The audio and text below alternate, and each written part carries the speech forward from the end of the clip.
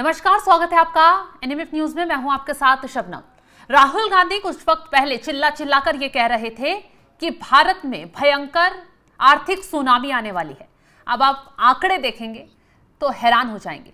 भारत में आर्थिक सुनामी नहीं आई, बल्कि इकोनॉमी में इतना बड़ा उछाल आया है कि राहुल गांधी जैसे नेता अब शायद बोल नहीं पाएंगे। भारत में महंगाई दर कम हुआ है, लगातार पेट्रोल डीजल की कीमतें कम हुई हैं, साथ ही साथ सोने चांदी की कीमतें जो लगातार बढ़ रही थी वो भी कम हो रही हैं। और ये सब काम युद्ध जो चल रहा था उसको कम होते ही, हॉर्मुज का रास्ता खुलते ही, वहां से जहाज निकलते ही सब चीजें नॉर्मल होती जा रही है। भारत की तरफ से लगातार जो कोशिशें की गई उसका सफल परिणाम अब देखने के लिए मिल रहा है। तो आज चर्चा को आगे बढ़ाएंगे। चर्चा के लिए मेरे साथ वरिष्ठ पत्रकार पंकज प्रसून जी जुड़े हुए हैं। सर, आपके पास आऊं उससे पहले एक बार राहुल गांधी को सुनवा देती हूँ, क्या कुछ कह रहे थे। आर्थिक सुनामी आ रही है, भयंकर आर्थिक सुनामी अब आ रही है। उसका कारण है कि हिंदुस्तान का जो प्रोटेक्शन का सिस्टम था, जो इंटरनेशनल इकोनॉमी से एक प्रकार से शॉक अब्जॉर्बर था, उसको बीजेपी ने हटा दिया है। तो एक तरफ से भयंकर आर्थिक सुनामी आ रही है, प्राइसेस बढ़ रही हैं, और ये अभी शुरुआत देखी आपने। ऐसी इकोनॉमिक क्राइसिस आएगी हिंदुस्तान में जो आपने अपने लाइफ में नहीं देखी होगी। ये हो रहा है, इसको आप कोई रोक नहीं सकता। राहुल गांधी चिल्ला रहे थे आर्थिक सुनामी आने वाली है, डरा रहे थे लोगों के बीच, खूब माहौल बनाया। लेकिन ये जो आंकड़े आ रहे हैं, तो राहुल गांधी किस बिहाफ पर ये बयान दे रहे थे? वो सोरोस के बिहाफ पर दे रहे थे और डोनाल्ड ट्रंप के बिहाफ पर बयान दे रहे थे। डोनाल्ड ट्रंप ने कह दिया डेड इकोनॉमी भारत को, इसलिए कि भारत रशिया से कच्चा तेल खरीद रहा था, इसलिए डोनाल्ड ट्रंप ने कह दिया डेड इकोनॉमी। तो राहुल गांधी ने कह दिया कि yes yes papa, dead economy. फिर बाद में अमेरिका और कुछ इस तरह भारत के जो दुश्मन नहीं भारत की तरक्की पसंद करते हैं, उन्होंने कह दिया कि भारत में आर्थिक सुनामी आने वाली है। तो राहुल गांधी ने भी कह दिया कि हाँ हाँ पापा, आर्थिक सुनामी आने वाली है, बिल्कुल टेंशन नहीं, आ ही जाएगी। ये किसके बिहाफ में बात करते हैं, किसकी तरफ से बात करते हैं, भारत की तरफ से बात करते हैं या भारत के दुश्मनों की तरफ से, ये मैं दर्शकों पे छोड़ देता हूं। अब मैं आता हूं हार्ड फैक्ट्स पे। बिल्कुल। कल अश्विनी वैष्णव का बयान है। बयान यह है कि 2047 तक भारत डेवलप्ड कंट्रीज हो जाएगा, डेवलप्ड कंट्री में आ जाएगा। अभी हम फास्टेस्ट ग्रोइंग इकोनॉमी है और लगातार बने हुए हैं। IMF का जो इस साल का अनुमान है कि भारत 6.6% के गति से विकास कर रहा है। ये दुनिया में इतना ज्यादा तेजी से कोई देश तरक्की नहीं कर रहा है, ना कोई छोटा ना कोई बड़ा। तो राहुल गांधी दुनिया की सबसे फास्टेस्ट ग्रोइंग इकोनॉमी को आर्थिक सुनामी बता रहे हैं। हो सकता है पॉजिटिव सेंस में बोल रहे होंगे कि आर्थिक सुनामी आएगी, इतना ज्यादा डेवलपमेंट होगा कि आप लोग चौंक जाएंगे। हो सकता है इस सेंस में बोल रहे हैं। दूसरी बात यह है कि नहीं डराएंगे तो कैसे राजनीति चलेगी उनकी? तो राजनीति करना है तो देश के नाम पे कर देना कि हम आएंगे तो इनसे भी ज्यादा तेज गति से विकास करेंगे। ये 6.6 पे लाए, हम 8% की गति से विकास करेंगे। ये भी तो तरीका हो सकता है। अगर आपको दूसरे की लाइन छोटी करनी है तो अपनी लाइन बड़ी करो, उसकी लाइन को क्यों मिटाने पे तुले हुए हो? लेकिन कांग्रेस तो लगातार ये आरोप लगा रही है ना पंकज जी, बेरोजगारी बढ़ रही है, महंगाई लगातार बढ़ रही है, लोगों को अनाज ठीक से नहीं मिल पा रहा। कांग्रेस के ही आरोप है। नहीं, बेरोजगारी तो बढ़ रही है, लेकिन राहुल गांधी की बेरोजगारी बढ़ रही है, अखिलेश की बढ़ रही है, ममता भी उधर बेरोजगार हो गई, लालू का बेटा बेरोजगार चल रहा है। तो ये बाल बच्चों की बेरोजगारी जो इन लोगों की है ना, जो 15 परिवार जो कि पूरे देश पे हमेशा शासन करते थे, 15 परिवार ही शासन करते थे हमेशा। जैसे उत्तर प्रदेश में मुलायम का खानदान करता था, बिहार में लालू का खानदान करता था, दिल्ली में गांधी परिवार करता था, तेलंगाना में वो तेलंगाना राष्ट्र समिति वाला करता था। उसके बाद राजशेखर रेड्डी का परिवार, राजशेखर उनका बेटा, DMK स्टालिन उसका परिवार, हरियाणा में चौटाला का परिवार। इन्होंने हर राज्य में एक परिवार रख रखे थे और वो परिवार राज करते थे। उन परिवारों का बेरोजगारी तो आ गया, इसलिए उनको ज्यादा दिख रहा है। लेकिन आम लोग तो कह रहे हैं कि अनाज, हमें तो 80 करोड़ लोगों को अनाज दे रही है भारत सरकार। वही पहले खबर आती थी कि भूख से मर गया, अब नहीं आती। पहले खबर आती थी कांग्रेस के राज में कि किसान कीटनाशक पी के मर गए, किसान आत्महत्या बहुत बड़ा इशू हुआ करता था। अब खबर आती है किसान आत्महत्या? पहले खबर आती थी शहरों में बम धमाकों की खबर, अब आती है बम धमाकों की खबर? नहीं आती ना।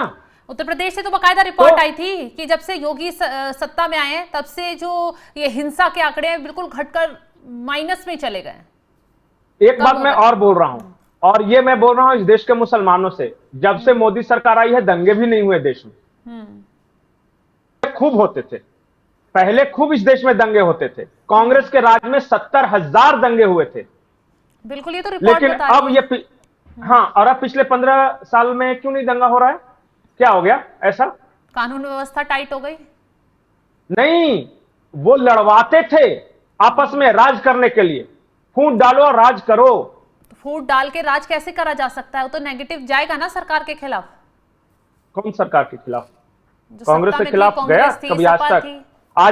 आज भी किसी मुसलमान से जाके पूछ लीजिएगा, वो कहेगा सबसे बढ़िया कांग्रेसी है। भले ही 17,000 दंगे करवाए तो क्या हुआ, मरवा डाला तो क्या हो गया, हमें दलितों से भी पीछे रखा तो क्या हो गया, हमें गंदी बदबूदार बस्तियां दी तो क्या हो गया। लेकिन बीजेपी को हराने के लिए तो कांग्रेस जरूरी है ना। दिमाग में सब कुछ ठीक कर सकते हैं, मोदी जी अनाज दे सकते हैं, मोदी जी शौचालय बना के दे सकते हैं, मोदी प्रधानमंत्री आवास दे सकते हैं, लेकिन दिमागी बीमारी को कैसे दूर कर देंगे जो इस देश के मुसलमानों के मन में घर कर गई है, उसको कैसे दूर करेंगे? और उसका कोई उपाय ही नहीं है। बिल्कुल, क्योंकि आप विकास करके दे सकते हो। एक गिलानी है, उसने क्या कहा था कि बीजेपी सोने का रोड और सोने का घर बना के दे देगी, फिर भी हम वोट नहीं देंगे। अब इसका क्या उपाय कीजिएगा? तो मानसिकता बदलनी पड़ेगी ना। जो आपके लिए विकास कर रहा है, जो आपको सुविधाएं दे रहा है, आप उस साइड जाएंगे ना, या फिर बयानों में फंसते चले जाएंगे? आपका कहां से विकास होगा? इस तरह से नहीं सोचते ना, इस तरह से नहीं सोचते ना। तो मुसलमानों की स्थिति को लेकर रिपोर्ट तो आई थी सामने कि सबसे निचली और बहुत बदतर स्थिति मुसलमानों की हो चुकी है। तो उस रिपोर्ट पर मुसलमानों के बीच कितनी चर्चा हुई? उस रिपोर्ट पर देश में चर्चा होती रही, सब कोई कहते रहे कि कांग्रेस राज में मुसलमानों की स्थिति दलितों से बदतर होगी, सब कुछ बोलता रहा। लेकिन क्या मुसलमान समाज के बीच सच्चर कमेटी की रिपोर्ट पे चर्चा हुई? नहीं। उन पे क्या चर्चा हुई कि तौकीर रजा ने ये आज फतवा जारी किया है, तो फलाना ने ये किया है और वहां ये किया है, तो हमें कुछ भी करना है पर बीजेपी को हरा देना है। हरा के लाना किसको है? उसी ने जिन्होंने आपकी जिंदगी धोखा से भी बुरी कर दी, जहन्नुम से भी खराब कर दी है, और सिर्फ डरा डरा कर। बिल्कुल। और ये भारत की इकोनॉमी को भारत की इकोनॉमी को डेड कह रहे हैं, तो क्या 25 करोड़ मुसलमान इस देश के लोग नहीं है? उनके इकोनॉमी को नहीं डेड कह रहे हैं। भारत को नीचा दिखा रहे हैं, तो क्या मुसलमानों को नहीं नीचा दिखा रहे हैं? सिर्फ हिंदुओं को नीचा दिखा रहे हैं? इस तरीके से कोई क्यों नहीं सोचता? देश के बारे में क्यों नहीं सोचता? अच्छा, इनकी अपनी पार्टी के लोग क्या सहमत हैं राहुल गांधी के बयान से? बिल्कुल नहीं। सुनाइए राजीव शुक्ला क्या कह रहे हैं। तब न चिदम्बरम, न राजीव शुक्ला, न मनीष तिवारी, न आनंद शर्मा इस पागल के बयान पे जो कांग्रेस क्यों चर्चा करते हैं? ये मैं कह रहा हूं कि जब इनके बयान पे कांग्रेस के लोग नहीं सहमत हैं, तो हम और आप क्यों माथा खपा रहे हैं टी शर्ट धारी पर?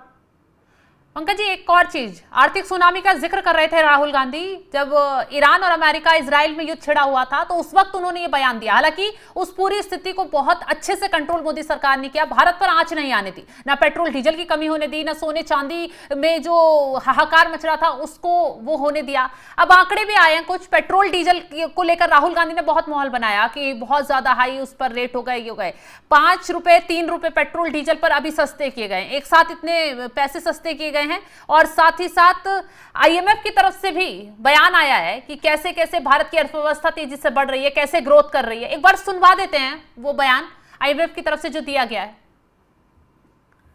तो पंकज जी, आंकड़े खुलकर बता रहे हैं भारत कितनी तेजी से आगे बढ़ रहा है, भारत की अर्थव्यवस्था कितना अच्छे से ग्रोथ कर रही है, तमाम देश तारीफ कर रहे हैं, बड़े बड़े देश ये मान रहे हैं। तो कांग्रेस क्यों नहीं मानती, क्यों स्वीकार नहीं करती कि हाँ देश तरक्की कर रहा है? ईर्ष्या, द्वेष, दाह, जलन, ये सब भी तो शब्द बने हैं। तो आप उनके परिवार के सत्ता को उखाड़कर फेंक दीजिएगा, उनकी पार्टी बर्बाद हो गई, तो क्या वो गालियां भी ना दें? तो किसी पार्टी से दुश्मनी के चक्कर में आप देश के खिलाफ थोड़ी ना बोलेंगे, आप देश को नुकसान थोड़ी पहुंचाएंगे अपने बयान से। क्योंकि आप जो बयान देते हैं, जाहिर सी बात है कुछ जनता पर तो फर्क पड़ता ही पड़ता है, माहौल तो बनता ही है ना। बिल्कुल आपने सही कहा, वो बयान देते हैं, जनता पे फर्क पड़ता है, इसलिए जनता बुरी तरह हरा देती है हर बार। अभी कितना हारा है चुनाव? काउंटिंग है 100 से ज्यादा। कोई दुनिया का नेता है जो 100 से ज्यादा इलेक्शन हार चुका है? दुनिया का कोई नेता? न लाज न शर्म न कुछ, न बस ऐसे ही आए बाएं कुछ भी बोलते जाना है। विदेशी धरती पर जाके अरे हिम्मत नहीं हारे तो क्या बेचारा कहेगा जाके सामने की हिम्मत नहीं हारा हूं मैं, या हिम्मत हार गया हूं? हिम्मत हार चुका है, इसलिए वो भारत में नहीं रहता, उसको अच्छा नहीं लगता, यहाँ के लोगों से नफरत है, इसलिए बाहर वो सुकून की जिंदगी जीता है। और कैसे हिम्मत हारना होता है? क्या वो माइक पे आके अनाउंस करेंगे कि हम हिम्मत हार गए हैं? कैसे पता चलेगा कि वो हिम्मत हार गया है? तो रोएगा तो नहीं आके? हर जगह तो प्रचार हट ही जाता है बेचारा, बराबर जाते हैं, बंगाल गए, यूपी में कहां जाता है? नहीं गलत बात। बिहार में एक दिन बेचारा आया, वोट चोरी यात्रा 2 दिन किया सिर्फ प्रचार, वो नहीं आता प्रचार करने, बदनाम मत कीजिए। बंगाल में भी सिर्फ 1.5 दिन आया, अब 1.5 दिन के अथक परिश्रम के बाद वापस चला गया अंडमान निकोबार। वो कभी नहीं प्रचार करते जमकर, आप उनको बेकार इल्जाम लगे। अब पॉलिटिकल पार्टी है, लीडर ऑफ अपोजिशन है, तो लोग धक्का मुक्का देके उसको खड़ा कर देते हैं कि 1-2 दिन तो जाओ कम से कम। वो हार चुका है, वो मन से हार गया, आपको पता ही नहीं चल रहा है।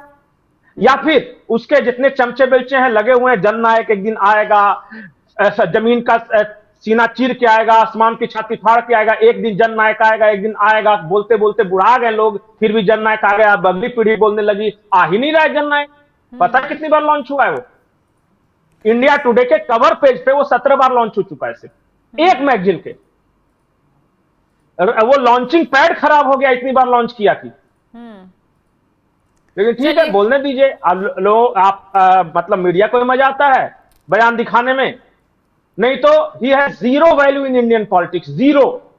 बिल्कुल। चलिए पंकज जी, खैर इस मामले पे तो कांग्रेस उजागर हो गई है कि कैसे देश में झूठ बोलकर माहौल बनाया जाता। तो बहुत बहुत शुक्रिया तमाम जानकारी देने के लिए आपका। तो देखा आपने, आर्थिक सुनामी की बात राहुल गांधी कर रहे थे, लेकिन ये क्या मामला उल्टा ही पड़ गया। महंगाई घट रही है, लगातार अर्थव्यवस्था में उछाल आ रहा है, और कांग्रेसी चिल्लाते रह गए। अब उन्हें ये आंकड़े देख लेने चाहिए और जनता को सच्चाई बता देनी चाहिए। फिलहाल इस खबर को लेकर आप क्या कुछ राय रखते हैं, कमेंट बॉक्स में जरूर बताइएगा, और तमाम बड़ी खबरों की अपडेट के लिए आप हमारे साथ जुड़े रहें। नमस्कार।